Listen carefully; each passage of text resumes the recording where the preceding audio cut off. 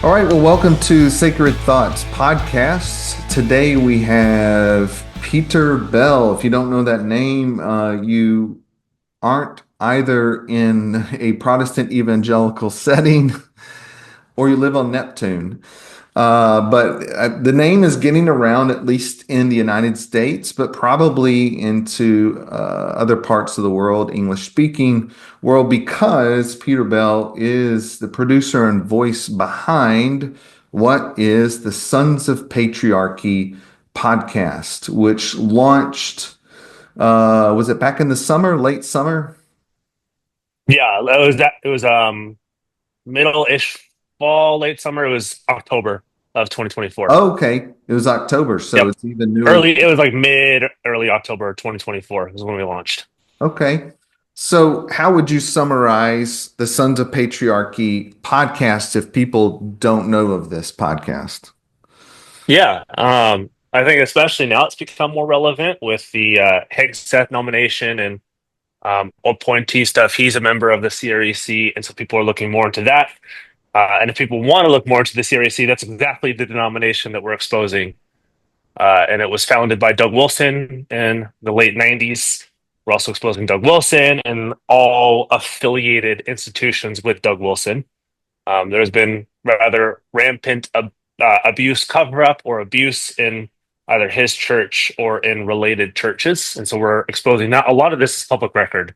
People can look up. And then some of the stuff is new that we're doing as well. So his theology, his cultural, sociological, political ideology, and then we're voicing survivors. So it's not just an educational series on Doug and the Series C. We're telling the stories of survivors from the survivors themselves. Hmm. So we combine both of those, and that is the Sons of Patriarchy podcast. All right. So, just to unpack CREC, I called of all the denominational alphabet soups out there, CREC is the Communion of Reformed Evangelical Churches. Correct. Okay. But you've started bringing in cases from the OPC, the Orthodox Presbyterian Church. Yep. Yep. And then you also are talking about NAPARC, NAPARC.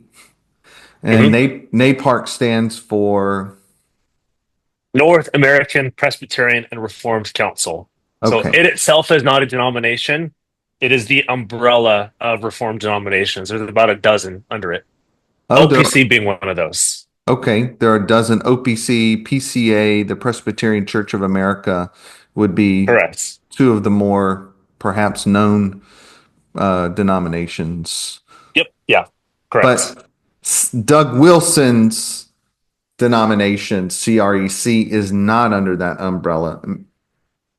No, decidedly not, and they have been condemned by NAPARC denominations. Four or five of them came out with a report in the mid 2000s outlining some of the heterodox and borderline heretical theology of Doug Wilson, which in part is what we're doing at Sons of Patriarchy, is we're making that better known Yeah, for the general public. yeah. So in general, NAPARC hasn't made a statement, but a lot of denominations in NAPARC have made a kind of disaffiliated statements regarding Doug Wilson.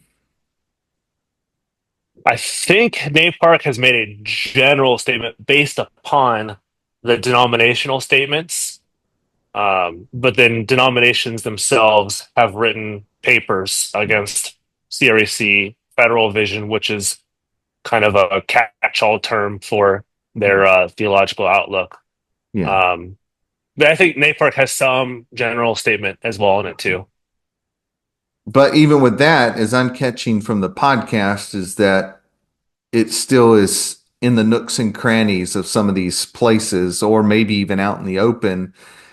His works, his curriculum, books, on some level, or associated people in his denomination and in his circles, that material is still found in these Presbyterian denominations. Yeah, yeah, they are. While Reformed churches have formally condemned the theology, ideology of Doug and his acolytes. Practically speaking, it still has seeped into the churches, whether that be in cultural views and gender views, in racial views, and then also it's been kind of covertly put in also through classical education or Christian classical education through the ACCS, Mhm. Association of Christian Classical Schools, which Doug founded as well in the 90s. And so families that are homeschooled, or kids that are homeschooled, or go to a Christian classical school, whether they know it or not. And it's not to say the whole thing is influence, but there are influences from Doug Yeah. that creep in. It's very interesting. It's like and it's not unlike, I think, what people used to dream of, that one leader who would then circle so much around themselves. And it still exists today, I would say, maybe to a lesser degree, but an empire has been built where there is a mother church, of which then church plants go out into the community, whether in Idaho, Moscow, where they're based, or all across. There is a elementary and middle and high school. Hmm. There is a not a university, but a college, New St. Correct. Andrews, Yep. and there is a publishing arm, Canon Press, of which is churning out tons and tons of literature and books.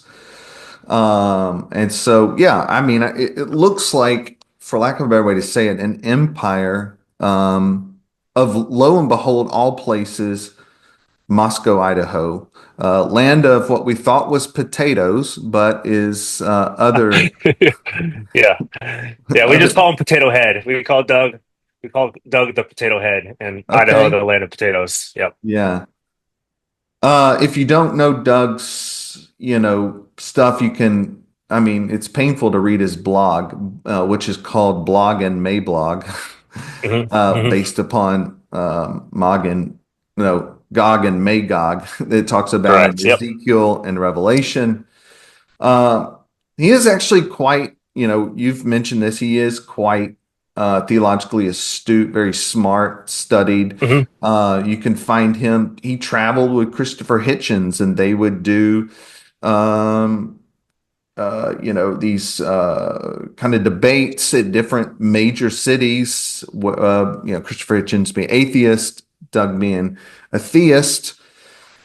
Even you can find one of the well-knowns was his eschatological debate with, I mean, he's a Hmm. post-millennialist. They had a premillennialist, amillennialist, and I think a dispensationalist on there, and they kind of, shared. And I've even heard, from one friend of mine saying, "Man, when I'd seen that, I actually thought Doug did the best job in that debate." And so he's very well now. I think he's been so scarred that he only knows how to drip with sarcasm and cynicism. I don't think he can say much without sarcasm in this world, Hmm.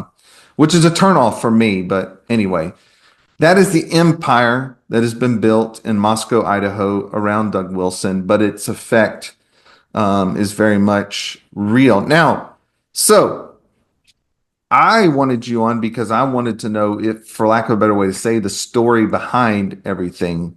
I remember when it first went out, it was like, I've not heard of, Peter Bell. So, and here now, a lot of people know about Peter Bell. And so when did you start thinking about this podcast, and what kind of led you to say, hey, I want to launch this to expose bad theology, heterodox, maybe even unorthodox, heretical theology, and give voice to stories of women, families who've been abused? Yeah. This story, the story behind the podcast specifically started about a year and a half ago. I was in contact with a Facebook page, Twitter page, examining Doug Wilson in Moscow. Okay. Some people may know of that too, and we shout them out all throughout the series as well because they're big behind us. Hmm. And there's a bunch of people behind the think tank too, and they've been devoting the past 10 or 11 years to this. Oh, wow. Okay. So they've uncovered a lot. So I want to give them a ton of credit Hmm. because I wasn't the one who started with this. So they contacted me. I had done some work on church abuse previously and trained at a reformed seminary at Westminster Seminary, California. Graduated there in 2022, and so they saw both my care, my desire to uncover some church abuse, talk to people who've been abused. I'd interviewed them before and talked about it within reform circles, and had been critical of Doug Wilson and his theological and cultural projects. And so they asked me about a year and a half ago, say, hey, what would potentially creating a series look like for this? And I said, let's look into this. And we researched for about a year before launching, and it's good that you didn't know because that was the point. It's we wanted to come out of nowhere Hmm. right, right before what Doug calls no quarter November. Every November he blows something up or lights something on fire Okay. and takes his proverbial gloves off and tells you what he really thinks, as if he doesn't do that already. Hmm. So that's where we came from. I had done some podcasting before. I had theological training, advanced theological training before, and so I had an idea of how to approach this, how to attack this, and had some conversations with abuse survivors, counselors, therapists, and those who've researched church abuse before. And we decided to put all this together. And we were secret underground for a while, and then we had a launch date of October 14th of last year to publish our trailer and some teasers and become public. Hmm. And so this may be too personal of a question, but there was not necessarily any abuse that you or let's say family members had experienced that was pushed it on your radar even more, or you had seen it within your church context, or Yeah, a little bit. Yeah. So I had an internship in Eastern Washington uh, 3.5 years ago now, in 2021, summer of 2021. And I can't say who the family is, so they haven't given me their permission. yeah. But I I had heard stories from the family who had grown up at Christ Church Moscow, and the stories that I heard from them, I looked online and said, "Can I see anything about this?" And I did see some stories online, but it wasn't their story. It was a woman, Natalie Greenfield. Her chosen name now is Angel Greenfield. Um, and Emily Dye and a few others is like, huh, I'm seeing their names and their stories, but I'm not seeing this person's name and her story. And the little bit of research I had done on abuse I mean, it's so vastly underreported. And I was, there's something here. And I heard a few more stories from other families at the church that I was interning at. This was not a CREC church that I was at. It was a Reformed church. Mm, Um, and that gave me a clue to something's up. And I had heard stories, but it was my first personal interaction with somebody who'd been affected, and wondered, why is this not a bigger deal? Like, how is this church still in operation? How is Doug Wilson still a minister in good standing? How are these people who perpetrated the abuse not in prison? Um, so it cropped up questions in my mind. I was like, I need to pursue this a little bit further. yeah. And so you started out, well, what seemed, even though the podcast wasn't called, Sons of Doug Wilson or something like that, from, just initially, I think the first voice was Kristen Cobus Dumais on that Correct. very first episode. And then you really started, and she even was speaking about Doug Wilson. And so I thought, okay, this is particularly looking at Doug Wilson and the CREC. But then I noticed, I don't know, uh, 6 weeks, you would know. 8 weeks later, I started hearing, and currently your focus is on abuse in the OPC. So, and now I realize, this is, you're probably have more of an umbrella of exposing this and probably more in a reform setting since that's your background. There's enough people doing the Southern Baptist Convention, which they all got in trouble. Yeah, I mean, in trouble in the sense of shamed, like Russell Yeah. Moore, Karen Swallow Pryor, Beth Moore. There's people that in the Catholic setting, it's been going on for a long time, exposing that and so forth. So, what made you kind of bring in? From an outsider, I was thinking, okay, this is exposing Doug Wilson, and then all of a sudden, this in my mind was a shift to OPC. What made you bring in the OPC? Yeah, first, so it was already part of the plan coming into this. We had received stories before the launch of the series, and I had been recording interviews, oh boy, from like February, March of last year up through October, up through like September. And we had gathered 50, 60 stories together, and they had spanned majority being in the CREC, but we had received stories from the OPC, from the PCA, from other Reformed denominations, from Anglican churches, from SBC churches, from non-denominational churches, from international churches, Brazilian Presbyterian, New Zealand Presbyterian. We got some from France, all over the place, and we realized, realized the wrong term. We set out to look exclusively at Doug. And I think if we're going to look at Doug, we have to look at his influence. It's not just the person and what he's done and in his denomination. This influence, based off the stories we're receiving, the training that I have and able to parse what Reformed churches say versus what they do versus who they're influenced by. We need to broaden our scope. Hmm. And so we broaden it. And it's not to say, and we'll get hate mail for why are you going after the whole denomination? I was like, well, it's if it's in here and has been plucked out, then I don't know what to tell you about the denomination. It's they're aware of this and yet they don't do anything.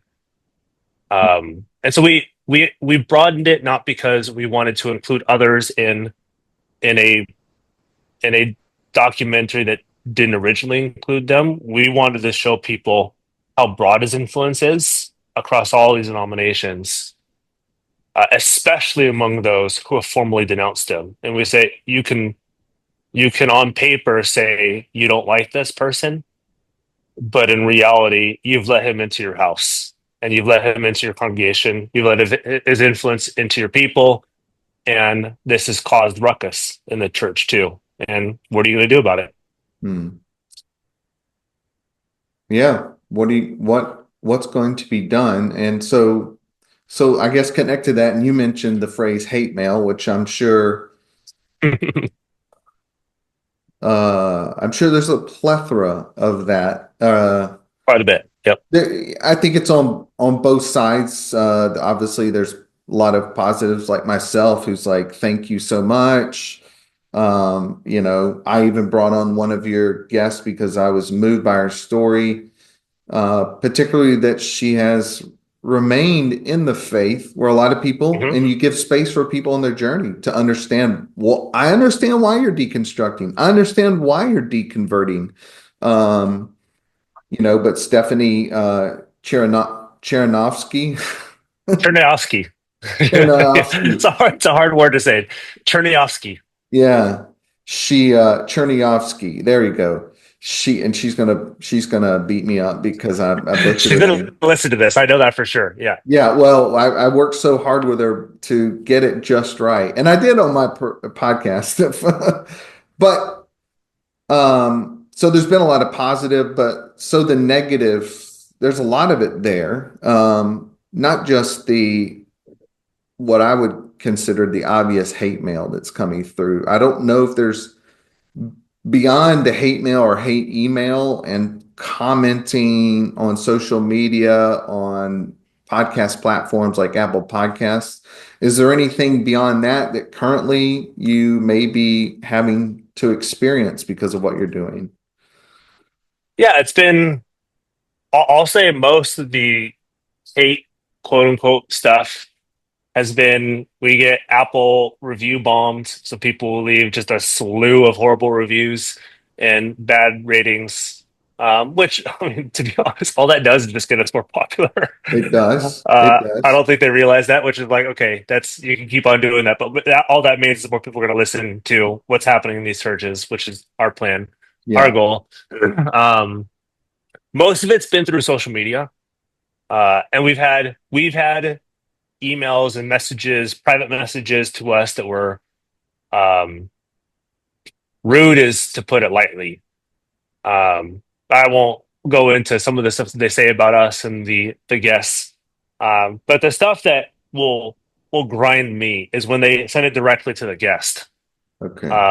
Send it directly to Stephanie or send it directly to anybody else that we've had, which is why we have people coming on anonymously sometimes. Yeah. Is because they're well enough known. They're well enough known either through friend connections or family connections, still in this world to where they will get hate mail from coming on the series. And that's the stuff that frustrates me. The stuff coming to us, whether it be hate or good, that's fine. We expect that. But it's when people go after the guests that we have on, that's the stuff that will get to me. Yeah. Um, where is if you have the courage, talk to me. Don't talk to the people who are coming on. I'm the one who's platforming them. They have the story. I'm the one who's platforming them and making it known.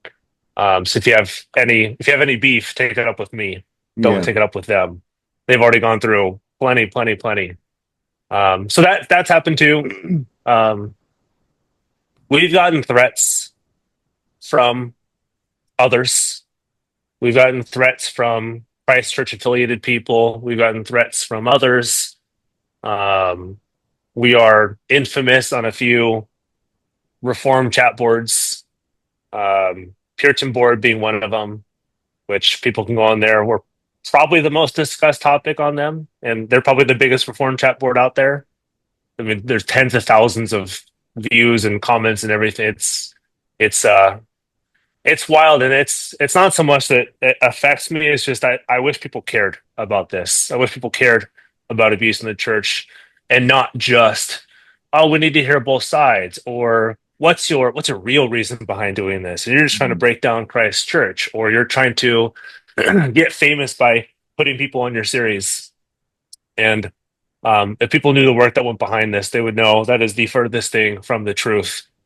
The only thing we care about is purifying Christ's church. That's it. That's the only thing that we want.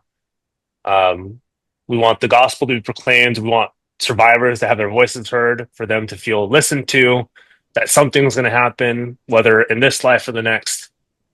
So we've had tons of hate mail. We've had tons of thank yous. Lots of people sending that, and those are nice. Those are really nice. We expected both of those. We expected the good and the bad. Our thing is we just want people to care. Mm. That's it. If you hate us, if you love us, we just want people to care and start talking about this. If the podcast does nothing else, then just get the Reformed Church to talk about abuse. Then we've done our job. Yeah. I would laugh if you're getting any comments about like you just want to destroy Christ Church or the Reformed community, and it's like, well, you can actually pull out your you're a card carrying Reformed Presbyterian who I am. Yep. loves the Westminster Confession of Faith, if not all the Yep. others, the Belgic. Yep. Yeah. Uh, I love the three forms. I love Westminster. I love the church. Yeah. I love all of it. and so it is funny when you start pointing out issues. And I remember, I don't know if you ever saw the Netflix. It wasn't a documentary. It was actually a dramatized, and it was produced by Oprah, and it was about a Black church family, African American church family, and it's just escaping me right now. The show is called by the last name of the family. Um, anyway, the show was based in Memphis, which is where I'm at. And this is the hub of the Kojic, denomination, but we have a lot of strong African American because of our city's history along strong. And so, I asked at that point, at that time, an African American leader what they thought about this show because it was basically making this family look like just so messed up. And he was like, "Yeah, I just don't like negative exposure. I just think it's not worth it." And I was Mhm. like, well, I'm just thinking at that point, we've got to, I mean, we live in a world that actually does more and more appreciate authenticity and genuineness. They don't want the car salesman on the Yep. platform. They don't want the polished, beautiful thing. They want to recognize brokenness and being genuine, and we struggle with this. Even though, funnily enough, the Reformed faith is one of the strongest faiths that emphasize the depravity of Yep. humanity. So, Yep. Yeah. It's ironic that, we, one of, if you call it kind of a, not core to the Reformed faith, but at least, I mean, part of it is that the tulip, the total depravity, which everybody knows from Calvinism, which is as part of the Reformed identity, not the entire. But you would think when abuse comes up in these churches, which is sin, somebody who abused another person is sin, that we would recognize that as sin and yeah. recognize that as, um, not that it's normal, but like what else? Like, what do you expect from sinners? Like, we're going to sin. We're going. Uh, what are we going to do about this? And it's not just let's present the church as a pure bunch who's got their proverbial stuff together. Yeah. This is a broken group of people, and if we can call out sin as sin, then isn't that what the church is for? And not just to call it sin as sin, but let's purify it. And just it wouldn't have needed to be called out in such a massively public way if it had been dealt with accordingly as church governance has been set up to deal with it. Correct. Yep. Correct. Yeah, that's the frustrating thing too. People wondering, why aren't you following Matthew 18, or why aren't you following? Go talk to your elder about this case that you have. It's like, well, the funny thing is, every single story we have coming on this series, without exception, has already gone through the process. They've Hmm. already gone through Presbytery. They've already gone through the session. They've already presented their quote unquote side, and every single person besides one was ruled against, or was silenced, or was told you have no case, this is just discipline, or we just love you and you're not used to this kind of love. So we're not bucking this. You're like you said, if you had done the right thing on the front end, Sons of Patriarchy would not exist. Yeah. If this was already out in the open, we would have nothing to expose. Hmm. And by the way, as a side for the rabbit I chased, the show is called Greenleaf, Greenleaf, which okay, gotcha. which is, the kind of wondering, is it based upon what is known as the Patterson family in Memphis? G.E. Patterson was a major bishop.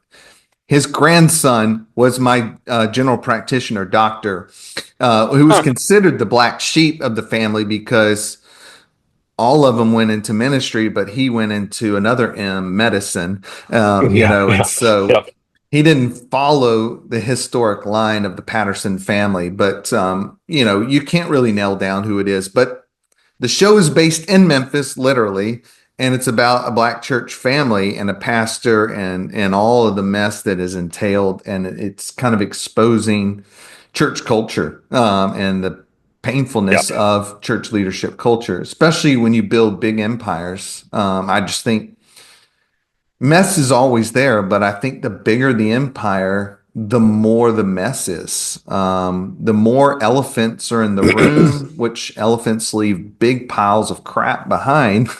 And so yeah, it's not being addressed. And I think I think about this culture of not addressing it or addressing it within the church and only within the church. And it's not just that it's terrible teaching. Well, get over your bitterness. You need to forgive. What did you do wrong? Were you dressed a certain way when you were at Logos school and the way that teacher treated you or whatever? These, they're just, they came from a culture where they think it's supposed to be dealt with internally and internally alone. And that saddens me of how these cultures are one set up and two perpetuated. Mhm. Um, why do you think these churches, church leaders, denominations even perpetuate this culture? Why don't they get a clue and say, you know what? We've got to bring authorities into this. This is beyond our purview. Yeah, I think this goes back to what you said um, a little bit about presenting the front. It's like, hey, let's not expose some of this stuff.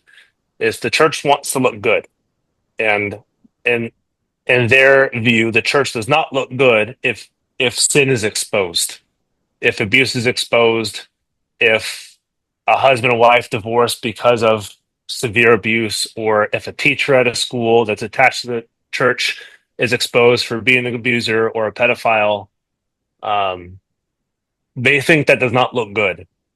And yes, it doesn't look good when you've got an abuser in your congregation that you're doing nothing about. But the cover up is to present like a false surface in front of your community. Like, look at that church, look at that school, all the great people that come out of it, all the fantastic marriages that are part of it, elders and deacons that are well behaved, well trained, a pastor who is nationally recognized, who's blameless and spotless. Everything coming out of that church is perfect and pure. And sure, they understand that they're sinners, but there's something to, they want to perpetuate that image. And what you had said about the culture of authenticity, um, that's scary. That's scary for me. I'm sure that's scary for you. That's scary for a lot of people, of not presenting a false self, not presenting some sheen in front of you that says, I'm not actually all that great. I'm not actually perfect. I don't actually have my shit together. I don't, I don't, I present myself as this because it's hard to present yourself as who you really are. And I think that's a lot of these churches, a lot of the elders, pastors, head of school, teachers. It's hard not to present that. And uh, also some desire to perpetuate, like, hey, if you want to look like us, if you want to act like us, if you want to be part of this perfect community, come and join us. See how the how the bread is made, how this community is fostered, and that's also attractive for people. So you have to present this false self without all its warts, and they'll present some warts just to say that we have them. But they'll present some warts and say, you too can look like us. You too can sound like us. You too can act like us. Here are the here are the equations. You read canon press books. You Christian classically educate your kids. You are under these pastors, under a high liturgy church. You are under a church that cares about cultural issues, that is very loud about their understanding of cultural issues. And so all of this kind of feeds into, if one little chink, or if an abuse story comes out, for them, it can feel like, well, the whole thing crumbles. That if it's shown that this system doesn't work, and that we have sinners in our midst, and that we have people who have abused others, um, what's going to happen to what we do, how we present ourselves? And that's why I think a lot of things get done in house. It's if we let people know who we really are they going to want to join us? And like you said, I think a authentic church that says, like, yeah, we have screwed up in the past. we have allowed this perpetuate, but here's our plan of action. Here's the authorities that we've contacted. Here's what we're doing about this. We screwed up on this case, but here's what we're doing to make this better. I'd imagine people in culture would look at that and say, like, that's the kind of culture I want to be part of. Who are honest about their mistakes, honest about what they've done in the past. Um, and those who don't, it's like a self-perpetuating cycle. They'll invite more people who want to present that front, and so it snowballs on itself. And you're part of a narrative now. You have to keep up that narrative. So all of that stuff I think is behind, and it doesn't answer the question directly, like like what's their thought process in this? But it's been 50 years, and when you've been building a narrative for 50 years, it's really hard not to let that narrative dominate. Yeah, I mean, it's culture. We don't know some 90+% of the cultural norms and values and beliefs and practices and behaviors that we hold to. Yeah. Um, we don't even realize it, and it just takes an act of heaven to expose the lens that we have. And I don't want to get too overall thinking sociologically or anthropologically studying social groups or cultural groups, but just in all the Western world and America as, quote, the shining star, um, we have a society of power, a Hmm. society of the American dream, the control. It's just societal. Don't even talk about individual. It just feels, and especially in the male kind of setting, you're supposed to dominate. You're supposed to be in control, which is coming through the stories. All these people are trying to control their wives or trying to control their children, pastors trying to control parishioners. I have to confess, and I say this a lot, I am a recovering controlaholic. I've never struggled with alcohol or anything like that. And I was trained very well culturally that you can control 98% of life. Yeah. Now I believe I'm trying to live it out, but now I believe I cannot control 98% of life. And it was having kids that really that really helped Hmm. expose because I thought I could control my kids. I could discipline them enough or whatever it is. I was that guy in the restaurant or grocery store judging the family with the crying kid. And now I'm the one, I console them. I'm like, I totally understand. I got three boys. You're doing the best you can. So Yeah. I just think a lot about, sorry, that's a lot to say. No, that's good. Just societally and culturally, we have formed. John Mark Comer says it's not whether you are or are not being spiritually formed, it's what is spiritually forming you. And we're all being formed constantly. And I think we've formed a culture of, control. Hmm. Um, and that's at least a lot of the reflections as I listen to your podcast is and the stories and the beliefs is my gosh, there are people that literally think I think they try to control more than God does. And I know we could get into the whole reformed and Calvinist debates, but at the end of the day, God's sovereignty does not mean he's a control freak. Hmm. So anyway, I just think a lot about power and control and cultures of it. It's just everywhere. So okay, so looking at positive responses, and I've heard you in particular mention like reach out to us because we want to support and help, which part of that is obviously giving people a voice. That's very freeing and liberating for the first time to say, tell their story. use the word abuse and to recognize it. But I feel like there may be more. Is there more support you're providing, connecting with counselors and therapists, or connecting with other people who went through this? Or I even think like big names like Rachel Den Hollander, who you've had on, or Boz Chidvijian. How are you finding yourself able to support them beyond their voice on your podcast?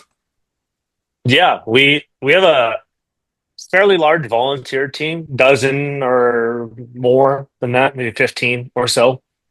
Plus a lot of counselors, Ben Hollander and a few others who are really helpful behind the scenes. And they talk to people as well. So yeah, the first one is just to have a listening ear. That's our big big kind of first point of contact with them, because it's more than likely they've never had someone listen to their story, especially if they're reaching out to us, or if they have, they've been listened to in order to be condemned later on, or told they're wrong, or told you're going to be disciplined, or told you're going to be excommunicated. Yeah, first point of contact is we'll just I'll get on the phone with them and they'll just talk for an hour or an hour and a half, and um, the recordings are many conversations in when they finally go public with their story. But most of it, they're talking to me, they're talking to team members. We have a private support group as well, with a few hundred people as part of that. Um, and it's to know your. I think they want to know first, like we're not alone. I'm not the only one who's been through this, even though I'm told that you're uniquely heinous, you're uniquely horrible, or this is your fault.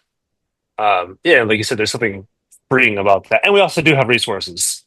We have resources, whether it be connections to some legal help, connections to counselors or therapists, um, and other stuff that we have part of our private support communities, which is why we try to get people connected with that. Both of those who can help them, coaches and whatnot, and then also just a bunch of people. Unfortunately, a bunch of people, but fortunately, a bunch of people who can say, "Hey, you're not the only one. I've been through this too. I'm a little bit further down the road. Let me help you out. Let me provide you with some book recommendations or a counselor recommendation or the center, recovery, whatever it may be." Um, and if they're comfortable, or when they're comfortable, they can speak publicly through this series. We don't have like a application process to come through and talk on the series. It's if you have a story, we want to hear it. Hmm. It doesn't have to be heinous. It doesn't have to be common. It's if you have a story, your story is worth it, and we want to tell your story. Um, and you don't have to have it together. And we do have some coaching for how to speak out what you can and can't say, not as if they're wrong in some things, but there's some legal stuff that they can't say if they're currently part of a case or looking towards a case. But we don't just say, or I don't just say, "Hey, we have some help and we do want to help you out," just because we want to be helpful. We do have resources available. We're building a fund to help them out as well. So Hmm. it's both an outlet, but also um, we want to provide tangible, hands-on help as Yeah. well. So you mentioned fund. Is there like a what are they not Kickstarter, but Yeah, it's a go donor box. a donor box? And Yep. is that link in the podcast or on your Yep, face? it's linked. It's the first thing linked on all of our podcasts. Okay, Um, Outreach Idaho, that's the nonprofit that stands behind Sons of Patriarchy. Sons of Patriarchy is not nonprofit; we're an LLC. oh, you But actually did that's file as an Yep, LLC. Okay. yeah, we incorporate as an LLC. Um, so yeah, if people want to give, that goes to survivors. Anything to outreach, that's how we fund a lot of the stuff to help them out. Yeah, no, that's great. So you guys go to Sons of Patriarchy, their social media page, or well, that you said what Idaho? Outreach Idaho, OUT Reach Idaho. Yeah, And it's linked everywhere on all of yeah, our social media. Very easy to find. great. So just kind of moving toward landing the plane, how long is there kind of a length of how long you see Sons of Patriarchy continuing? Is it just until stories end, or Mhm. it's an LLC, so that means you do kind of see something long term. So what Yep. are you thinking long term? Yep. I'll tease a little bit on the Monday stuff. Our current Monday iteration ends on February 10th. That's our last Monday episode, so episode 16. And that'll be, some people know Tia Levings. She ends our series on Monday. The Thursday Survivor episodes, those will go in perpetuity. Until unless we don't receive stories, but unfortunately, the reality is there's many more stories that we can cover. So we still get we probably get, I don't know, 15 to 20 a week, something like that, maybe a little bit more. There are heavier weeks, there are lighter weeks. And we work through those, talk to the survivors, go through documents. Um, so yeah, the Monday ones were tinkering with future episodes and exposés, in Doug Wilson's world and outside of Doug Wilson's world. So there will be something coming soon. Yeah. We're not terribly sure what it's going to look like, but it'll be similar to the stuff we're already doing right now. It'll be further exposés in this world. The Thursday ones will continue as they are, just because we have so many. And it's weird to say popular, but those are our popular episodes, the Thursday Yeah. ones. They're downloaded about twice as often as the Monday ones are, um, which is good because people are listening to it. So those will keep going, for the foreseeable future. One of the fruits that I was thinking that could be a possibility, but I don't know, is doing some denominational training as people Mhm. start to, um,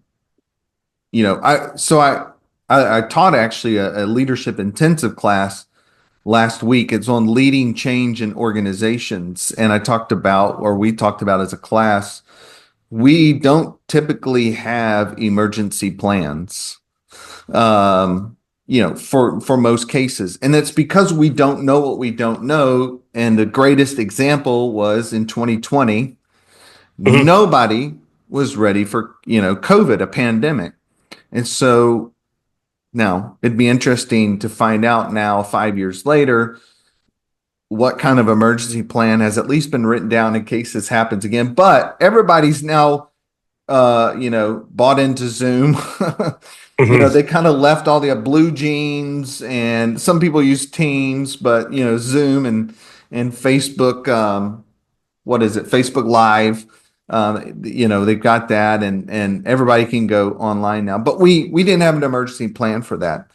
I Mhm. imagine generally most churches don't have an emergency plan for how to deal with sexual abuse, and I'm just hope that you Mhm. can, as part of the fruit, is you and your team be invited in to, and I know other people are already doing this, like a Den Hollander and stuff, Mhm. or Baj Chidvijian, but to invite in and say, this is a way to lead change and set up an emergency plan as we all face this, because whether or not we like it, we're probably all going to face it. So, Yep. Yeah, we are working with a few presbyteries who have okay. reached out, um, who are working with either Den Hollander, since we're connected with Den Hollander, and others who come on the series who are part or were part of the OPC.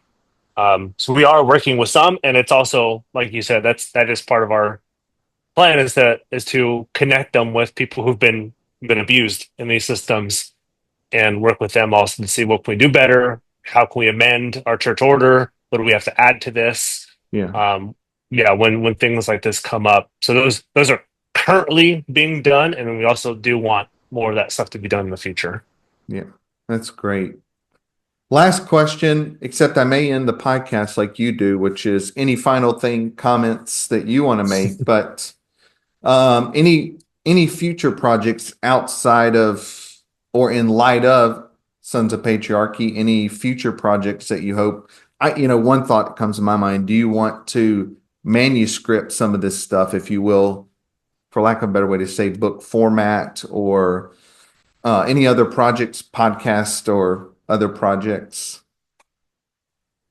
We have a few things in the work. One that we're working on, which is partially we're doing this, and we're also talking to a lot of other podcasts too about potentially building a network of podcasts that are focused on abuse and focused on abuse exposure. That's We're talking to a few and seeing what that might look like in the future, creating a network for this of you're the IFB person, you're the Southern Baptist person, you're the Anglican person, we're the Reformed person. So Okay. possibly building that out. We're looking at that.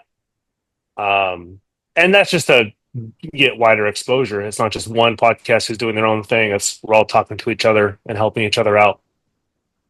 That's possible. Um, I don't fancy myself a writer. Other people are better at that than I am. But it's possible. I've thrown around ideas with other people, less so on the series itself and more so on um, potentially talking about Reformed theology and um, disentangling it from what people have been told Reformed theology is or how it's been used to hurt them, and telling a bigger and broader story of what Reformed theology is. That's way in the future if that ever happens. Um, and we're looking at like how do we build off the momentum of Sons of Patriarchy and look into other aspects of Reformed theology that need some exposure and need some help on realigning. Um, so yeah, we'll see what that looks like in the future, but that's at least our current plan. Yeah.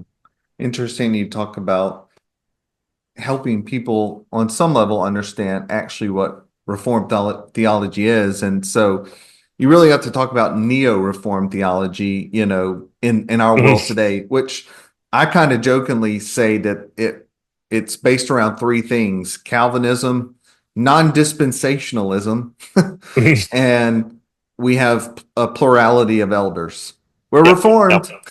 We're Yep. Reformed. Yep. And that's not, I went to Reformed Seminary. I'm not personally, I went to Covenant Theological Seminary in St. Okay. Louis, Yep. which is the PCA kind of headship denomination. I'm not particularly Reformed Presbyterian, but yes, I've come to find out that what we identify as, for lack of a better way to say, TGC, Gospel Coalition Neo Reformed theology, isn't always actually what Reformed theology is, in its kind of historic setting. So, Yep. but all right. Well, as you do on your podcast, any final comments, thoughts, reflections,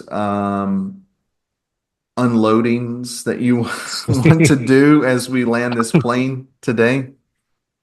Yeah, I would encourage people. I know these kinds of series are easy to listen, or not easy, but like they're kind of easy to get caught up in and listen to or binge Hmm. or be your favorite podcast. Like I understand the same thing happened with Rise and Fall a few years ago, Rise and Fall of Mars Hill. Yeah. Um, but our kind of care is we kind of don't care if people listen to Sons of Patriarchy. We want them to care about church abuse. And if Sons of Patriarchy helps them care about church abuse and helps them look into some of these issues, that's our goal. It's don't just look at Sons of Patriarchy as your favorite podcast or as the church abuse podcast or whatever it may be, or as the anti Doug Wilson podcast or exposure of the Series C. That's all great, but our fundamental goal of this is similar to like John the Baptist. Don't look at me, look at Jesus. It's don't stop, don't look at Sons of Patriarchy, look at the things that we're looking at and ask questions at your church. Ask your pastor, ask your session, ask your presbytery. If an abuse case came to you, what would you do about it? Hmm. Those are the kinds of questions and conversations we want people to have as a result of listening to this. Yeah.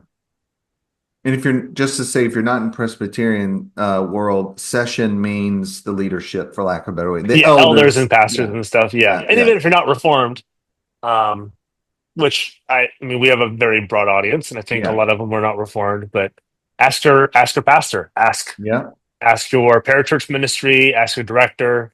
Some of the stuff that we're learning here, it's see are there parallels where I'm at too, and what questions can I ask to see the direction they're leading and how yeah, they might respond, and is yeah. it similar to the ways that those who taught Sons of Patriarchy respond, or is it a Yeah. healthier way?